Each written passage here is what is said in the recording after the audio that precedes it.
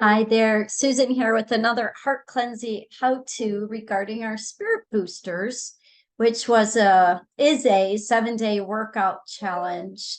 Today, I'd just like to share a few more thoughts that I hope will encourage you to take the spirit booster challenge to heart.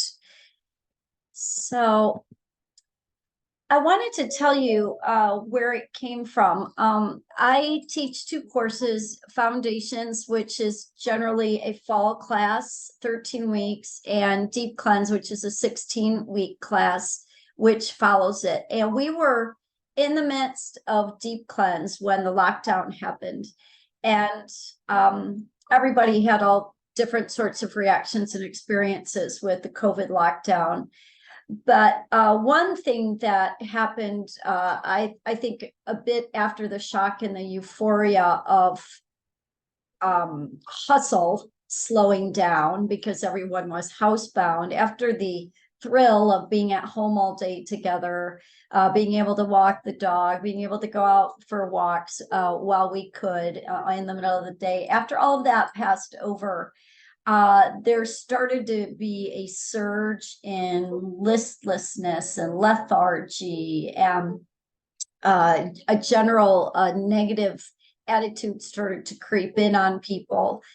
And I just want to encourage you, if you are one of those people that even in medieval times, cloistered religious people, monks, orders of friars found that if they had no rule to their day, they would kind of just kind of fall into a lethargic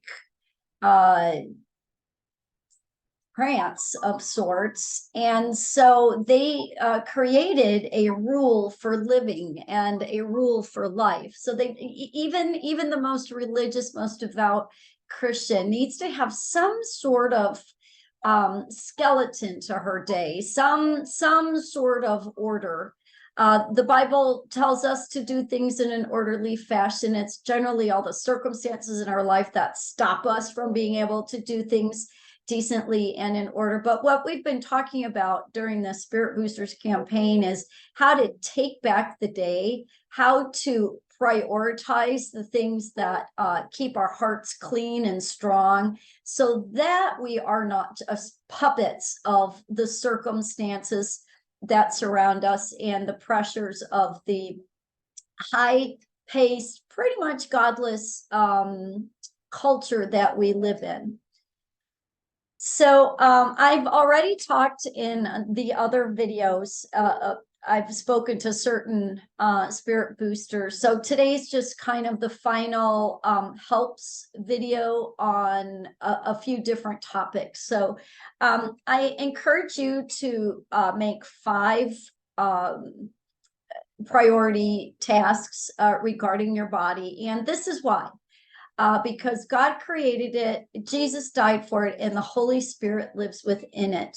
And often it's our body that is the last to receive the attention that it needs to. But the Bible tells us clearly that it is the temple of the Holy Spirit. And if you've ever been knocked out by an illness, even just for a day, you know that it's really hard to be spiritual, holy, spirit-filled when your body's falling apart. So that's just a word to you on a daily basis. Taking care of your temple is really important. I also have a few other challenges for you to think outside of yourself and to reach out to others. Those of you who know me know that I came to the Lord through a 12-step program. I was an addict for 10 years, and part of my healing and recovery from that, when I found the Lord and when I found recovery, which were pretty much at the same time, because God gave me the power to conquer something I'd been unable to conquer for 10 years, was to stop thinking about Susan. Rather than being insecure walking into a social gathering, I was taught to look for someone else who needed a smile. Rather than wondering if I was going to have fun at a certain event, I was to enter looking for areas to serve. Of course, there are all sorts of biblical principles and verses that undergird this, but I adopted this as a discipline to make sure I am not in Susan land, in Susan head, all absorbed with Susan's agendas. So I believe it's a really important biblical principle. And I already mentioned foundations and deep cleanse. We work really, really hard on spiritual disciplines in those classes, but as you heard from their length, it's basically a year-long workshop, and I can't teach it very often. So I'm in the midst of teaching both of them right now.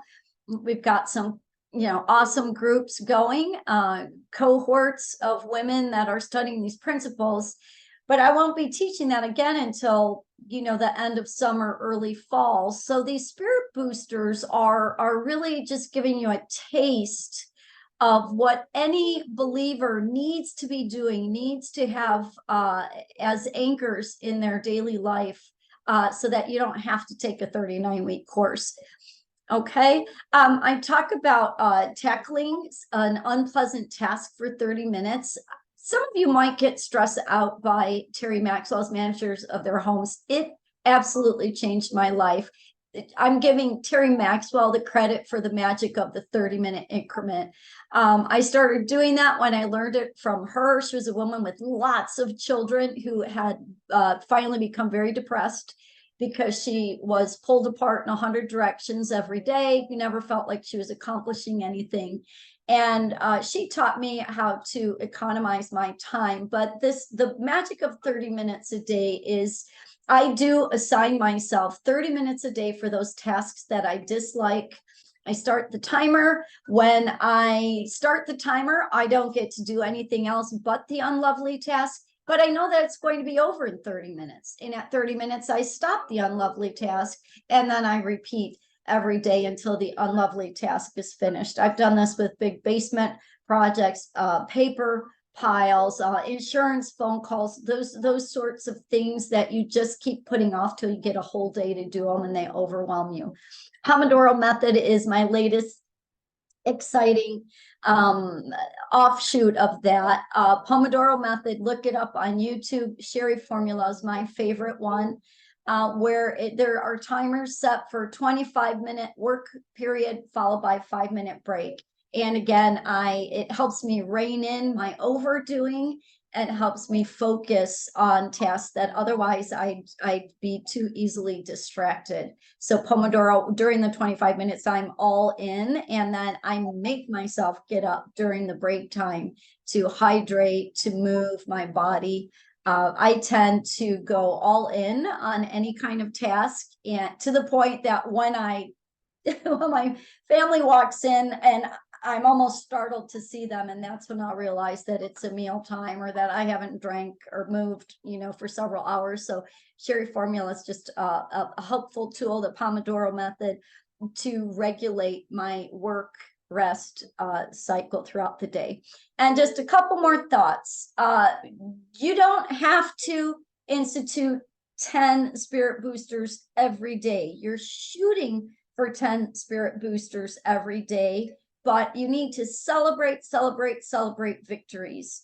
I'd say all spirit boosters, which again, were pulled together to kind of help people stay above the downward pull on moods and emotions during the COVID lockdown, but they're really just very practical daily disciplines that any healthy, thriving person will, you will see that they're characterized by these sorts of habits of self-care, mental care, heart care.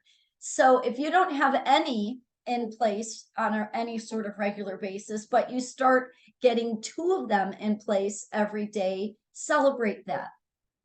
There's always going to be a pull against tending to your heart. So celebrate progress, shoot for instituting all 10, but celebrate when you get a few in there, and one day at a time. We just work on this one day at a time. Maybe at the end of the day, look at your spirit boosters and you might be like, I only got 4 of them done. Tomorrow, I'm going to work extra hard to get that fifth item off the check. Every day is a brand new day. And in all endeavors, find a buddy, find a friend who is willing to hold you accountable and that you can hold accountable and do this together.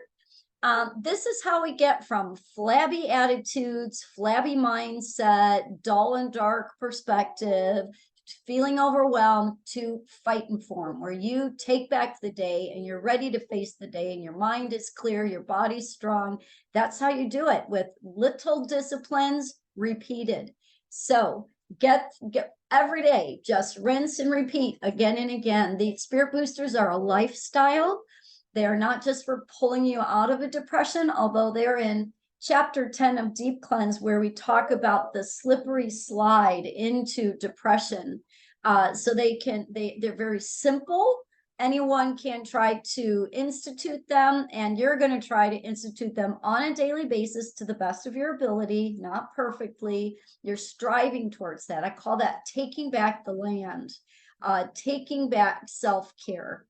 All right, so fighting the good fight results in wonderful benefits. So there's your handout, your PDF to help keep track.